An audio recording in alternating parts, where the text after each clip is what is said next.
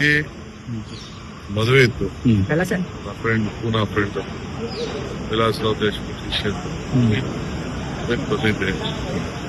ಇವತ್ತು ಅಸ್ಸಾಂ ಅಧ್ಯಕ್ಷರು ಎಲ್ಲ ಮೀಟಿಂಗ್ ಇದೆ. ಈಗ ಕಾಂಗ್ರೆಸ್ ಆಫೀಸ್ ಹೋಗ್ತಾ ಇದ್ದೀನಿ. ಯಾರನ್ನ ಪಕ್ಷದ ಸೇರಿಸ್ಕೊಳ್ಳೋದು ಒಂದು ಕಾರ್ಯಕ್ರಮ ಇದೆ. ಯಾರಂತ ಕಾಂಗ್ರೆಸ್ ಮಾಡಿದ್ದೀನಿ. ಬಂದ್ಮೇಲೆ ಕೆಲವು ಕೆಲಸ ಮಾಡ್ಬೇಕಲ್ಲ.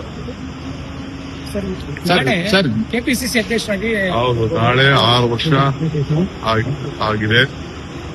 ಅದು ಪ್ರಯುಕ್ತ ನಮ್ಮೆಲ್ಲ MLAಗಳು ಯಾರು ಗೆದ್ದಿದ್ದಾರೆ, MLCಗಳು, ಅವ್ರಿಗೆಲ್ಲ ಊಟ ಕೊಡ್ತಾ ಇದ್ದೀನಿ. ಅದಾದ್ಮೇಲೆ ನೆಕ್ಸ್ಟ್ ಇನ್ನೊಂದು ದಿನ ನಮ್ಮ ಡೆಪ್ಯೂಟಿ ಕ್ಯಾಂಡಿಡೇಟ್ಸು ಮತ್ತು ನಮ್ಮ ಜಿಲ್ಲಾ ಕಾಂಗ್ರೆಸ್ ಅವ್ರಿಗೆ, ಬ್ಲಾಕ್ ಕಾಂಗ್ರೆಸ್ ಅಧ್ಯಕ್ಷರು ಅವ್ರಿಗೆಲ್ಲ ಒಂದು ಕಾರ್ಯಕ್ರಮ ಮಾಡ್ತಾ ಇದ್ದೀನಿ. ಸೊ ಫಸ್ಟ್ ಅಸೆಂಬ್ಲಿ ನಡೀತಾ ಇರೋದ್ರಿಂದ ಹೈಕಮಾಂಡ್ ಭೇಟಿ ಮಾಡ್ತೀರಾ ಸರ್?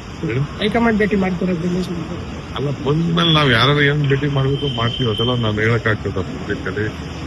ನೀವ್ ಹೇಳ್ತೀರಾ DK ಹೋಗಿದ್ರು, ಅಪಾಯಿಂಟ್ಮೆಂಟ್ ಕೊಟ್ಟಿಲ್ಲ, ಕಾಯ್ಕೊಂಡು ಕೂತಿದ್ದಾರೆ ಅಂತ. ಹಂಗೆ ಕಾಯ್ಕೊಂಡು ಕೂತಿದ್ದಾರೆ ಸರ್. ನೀವು ಖಾಸಗಿ ಕಾರ್ಯಕ್ರಮ ಅಂದ್ರೂ DK ಶಿವಕುಮಾರ್ ಡೆಲ್ಲಿ ಭೇಟಿ ಕೊಡ್ತಿದ್ದಾರೆ ಅಂದ್ರೆ ರಾಜಕೀಯದಲ್ಲಿ ಒಂದಿಷ್ಟು ವಿಭಿನ್ನವಾದಂತ ಚರ್ಚೆಗಳು.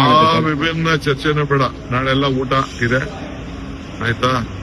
ನಾಳೆದ್ದು CLP ಇದೆ. ಈಗ 4 ಗಂಟೆಗೆ ಬಜೆಟ್ ಯಾವ ರೀತಿ ಪ್ರೆಸೆಂಟ್ ಮಾಡಬೇಕು ಅಂತ ನಮ್ಮ ಸ್ಪೀಕರ್ ಸಾಹೇಬ್, ಕೌನ್ಸಿಲ್ ಸಾಹೇಬ್ ಎಲ್ಲ ಹೇಳ್ಕೊಡ್ತಾ ಇದ್ದಾರೆ.